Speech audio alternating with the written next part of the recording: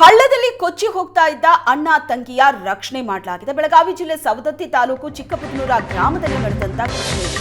ವೀರಬಲ್ಲ ನಿಂಗವ್ವ ದೇಗಾನಟ್ಟಿ ಅನ್ನೋರನ್ನ ಅಲ್ಲಿನ ಸ್ಥಳೀಯರು ರಕ್ಷಣೆ ಮಾಡಿದ್ದಾರೆ.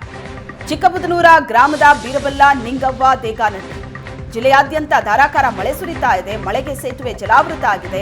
ನಿರಂತರವಾಗಿ ಸುರಿತಾ ಇರೋ ಮಳೆಯಿಂದಾಗಿ ಹಿರೇಬುದನೂರ ಚಿಕ್ಕಬುದನೂರ ಸೇತುವೆ ಸಂಪೂರ್ಣ ಜಲಾವೃತವಾಗಿದೆ. ಈ ಸಂದರ್ಭದಲ್ಲಿ ಬೈಕ್ನಲ್ಲಿ ಜಲಾವೃತಗೊಂಡಂತಹ ಸೇತುವೆಯನ್ನ ದಾಟ್ತಾ ಇರುವಾಗ ದುರ್ಘಟನೆ ನಡೆದಿತ್ತು.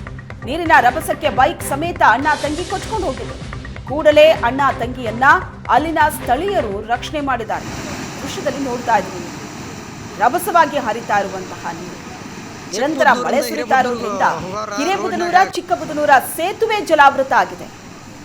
ಈ ಜಲಾವೃತವಾದಂತಹ ಸೇತುವೆಯಲ್ಲಿ ಬೈಕ್ನಲ್ಲಿ ಈ ಸೇತುವೆ ದಾಟುವಾಗ ದುರ್ಘಟನೆ ನಡೆದಿದೆ.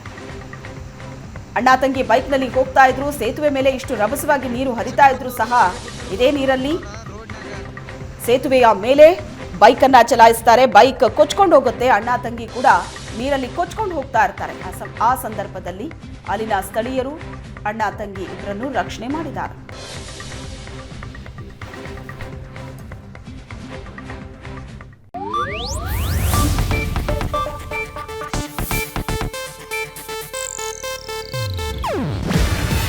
ಇದು ಏಷ್ಯಾನೆಟ್ ನ್ಯೂಸ್ ನೆಟ್ವರ್ಕ್ ಪ್ರಸ್ತುತಿ.